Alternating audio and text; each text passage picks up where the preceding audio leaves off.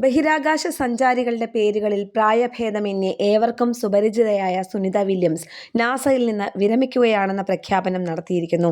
ഒരുപാട് ദിവസങ്ങളായി വാർത്തകളിൽ നിറഞ്ഞുനിന്ന അവർ ബഹിരാകാശത്തെ തന്റെ ദീർഘവാസത്തിന് ശേഷം ഭൂമിയിലേക്ക് തിരിച്ചെത്തുന്നതും കാത്തിരിക്കുകയായിരുന്നു ലോകമെമ്പാടുമുള്ള മനുഷ്യർ. 27 വർഷത്തെ ഔദ്യോഗിക ജീവിതത്തിന് ശേഷമാണ് വിരമിക്കൽ. അന്താരാഷ്ട്ര ബഹിരാകാശ നിലയത്തിൽ 3 ദൗത്യങ്ങൾ വിജയകരമായി പൂർത്തിയാക്കിയാണ് സുനിത നാസയിൽ നിന്ന് പടിയിറങ്ങുന്നത്. സുനിതയുടെ ഇന്ത്യ സന്ദർശനത്തിനിടെയാണ് വിരമിക്കൽ സംബന്ധിച്ച വാർത്ത പുറത്തുവരുന്നത്. ഇതോടെ ബഹിരാകാശ സഞ്ചാരിയുടെ പേര് ഗൂഗിളിൽ ട്രെൻഡിംഗ് ആയി. അതിനിടെ അവർക്ക് നന്ദി പറഞ്ഞ് നാസ അഡ്മിനിസ്ട്രേറ്റർ ജാരഡ് ഐസക്മാൻ പ്രസ്താവന പുറത്തിറക്കിയിട്ടുണ്ട്. സുനിത വില്യംസ് മനുഷ്യരാശിയുടെ ബഹിരാകാശ യാത്രയിൽ ഒരു പുതിയ പാത തുറന്ന വ്യക്തിയാണ്. ബഹിരാകാശ നിലയത്തിലെ അവരുടെ ദൗത്യം വിവിധ പര്യവേഷണങ്ങളുടെ ഭാവി രൂപപ്പെടുത്തുകയും ഭൂമിയുടെ താഴ്ന്ന ഭ്രമണപഥത്തിലേക്കുള്ള വാണിജ്യ ദൗത്യങ്ങൾക്ക് വഴി തുറക്കുകയും ചെയ്തു. ഐസക്മാൻ പ്രസ്താവനയിൽ പറയുന്നു.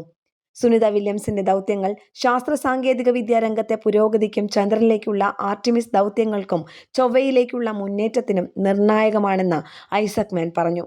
അവർ കൈവരിച്ച അസാധാരണ നേട്ടങ്ങൾ തലമുറകളെ വലിയ സ്വപ്നം കാണാനും സാധ്യമായതിൻ അതിരുകൾ ഭേദിക്കാനും പ്രചോദിപ്പിക്കും. അഭിനന്ദനങ്ങൾ. നാസയ്ക്കും രാജ്യത്തിനും നൽകിയ സേവനങ്ങൾക്ക് നന്ദി പറയുന്നുവെന്നും ഐസക്മാൻ കൂട്ടിച്ചേർത്തു. ഇന്ത്യ സന്ദർശനത്തെ സ്വന്തം വീട്ടിലെത്തുന്നത് പോലെയുള്ള അനുഭവമെന്നാണ് സുനിത വില്യംസ് കഴിഞ്ഞ ദിവസം വിശേഷിപ്പിച്ചത്. ന്യൂഡൽഹിയിലെ അമേരിക്കൻ സെന്ററിൽ നടന്ന സംവാദത്തിൽ അവർ ഇന്ത്യയുമായുള്ള അടുത്ത ബന്ധത്തെക്കുറിച്ച് വാചാലയായി.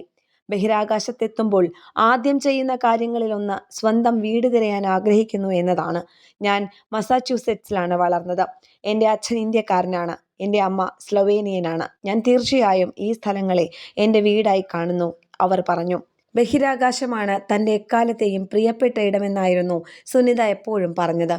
വരാനിരിക്കുന്ന അർത്തമിസ് ദൗത്യത്തെ ഏറെ പ്രതീക്ഷയോടെയാണ് താൻ ഉറ്റുനോക്കുന്നതെന്നും ചന്ദ്രനിലേക്കും അവിടെ നിന്ന് ചൊവ്വയിലേക്കും എത്രയും വേഗം എത്താൻ കഴിയട്ടെ എന്നും സുനിത പറഞ്ഞു. ന്യൂസ് ഡെസ്ക് കേരള പ്രണാമം.